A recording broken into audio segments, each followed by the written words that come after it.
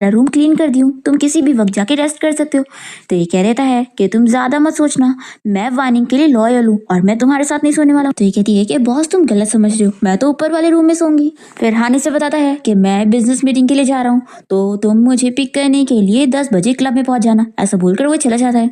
फिर उसके जाने के बाद ये याद करती है कि स्टोरी के हिसाब से फीमेल लीड जब क्लब जाएगी तो उसे कोई हैरेस करेगा और फिर मेल लीड उसे गलत समझ लेगा। तो सोचती है कि नहीं, मेरे साथ ऐसा नहीं हो सकता। वो अपने लिए तुरंत ही 2 बॉडीगार्ड हायर करती है और उन्हें ऑर्डर देती है कि तुम लोगों को मुझे प्रोटेक्ट करना है और मेरे आसपास जो भी आएगा तुम लोगों को उसे मारना है। दोनों बॉडीगार्ड अपनी बॉस की प्रोटेक्शन के लिए तैयार हो जाते हैं। फिर इसके बाद चिंग चिंग जब यहाँ क्लब पहुंचती है तो एक ड्रंक बंदा उसे देखकर उसे परेशान करने आ रहा होता है, तो बॉडीगार्ड उसे मारते हैं और फिर यहाँ पर हान का स्टैंड आ जाता है और बताने लगता है कि बॉस वहाँ वीआईपी रूम में है, आपका वेट कर रहे हैं। ये बंदा मिस्टर हान का नाम सुन लेता है और कहता है कि तुम आखिर उनकी कौन हो। तो ये बताती है कि मैं उनकी वाइफ हूँ।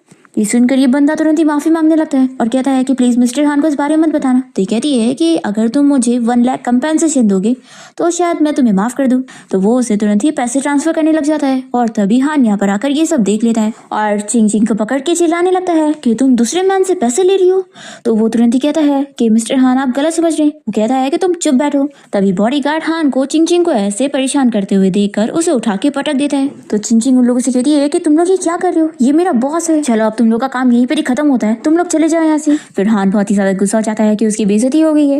वो अपने असिस्टेंट से कह देता है कि यहाँ की सीसीटीवी फुटेज लीक नहीं होनी चाहिए। फिर हान चिंग चिंग को फिर से गुस्से में चिल्लाने लगता है कि आखिर वो दूसरे मैन से ऐसे पैसे कैसे ले सकती थी। ये कहती है कि बॉस में उसे पैसे तो जरूर ले रही थी लेकिन मैं उसे सेड्यूस नहीं कर रही थी। तो ये कहता है कि छोड़ो मुझे, नहीं तो मैं तुम्हारे पैसे काट लूंगा। तो वो तुरंत ही उसे दूर हो जाती है और कहती है कि बॉस अगर आपको मुझे बिलीव नहीं हो रहा है ना तो आप सीसीटीवी चेक कर सकते हैं। वो दिखने में इतना अगली बंदा था और आपके कंपैरिजन में 1% भी अच्छा नहीं था, तो आखिर मैं उसे सेड्यूस कैसे कर सकती हूँ। तो ये कहता है कि ठीक है मैं फुटेज चेक करवाता हूँ, लेकिन अगर तुम झूठी निकली तो मैं तुम्हें छोड़ूंगा नहीं। इतने में अस्टन बताता है कि बॉस आपके ऑर्डर पे सीसीटीवी फुटेज अब डिलीट हो चुकी है। तभी इतने में यहाँ पर हान का फ्रेंड ली आ जाता है और उसे कहने लगता है कि मुझे तो ये गोल्ड डिगर लड़की लगती है, तो तुम्हें इसे इतनी आसानी से माफ नहीं करना चाहिए। तो वो ली को चिल्लाती है कि तुम मुझे गोल्ड डिगर क्यों कह रहे हो, मैं अपने मेहनत से पैसे कमाती हूँ। तो हानि से चिल्लाता है कि लगता है मैं तुम्हें कुछ ज्यादा ही अच्छे से ट्रीट कर रहा हूँ जो तुम अपनी जगह भूल गई।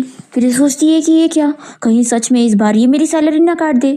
फिर ये सोचती है कि नॉवेल में इसकी एक्स गर्लफ्रेंड वार्निंग उसे दिखाने के लिए हमेशा कैसे बिहेव करती थी, एकदम मासूम बनने की एक्टिंग करती थी ना, तो मुझे ही वैसे करना होगा। फिर ये बहुत ही बेचारी बनने की एक्टिंग करने लगती है और उसे कहती है कि क्या तुम सच में मुझसे इस तरीके से बात करोगे। फिर इसके ऐसे बिहेवियर से हान सच में उसको वार्निंग समझने लग जाता है और उसे याद करते ही अपसेट होने लगता है और इसकी बातों में आ जाता है।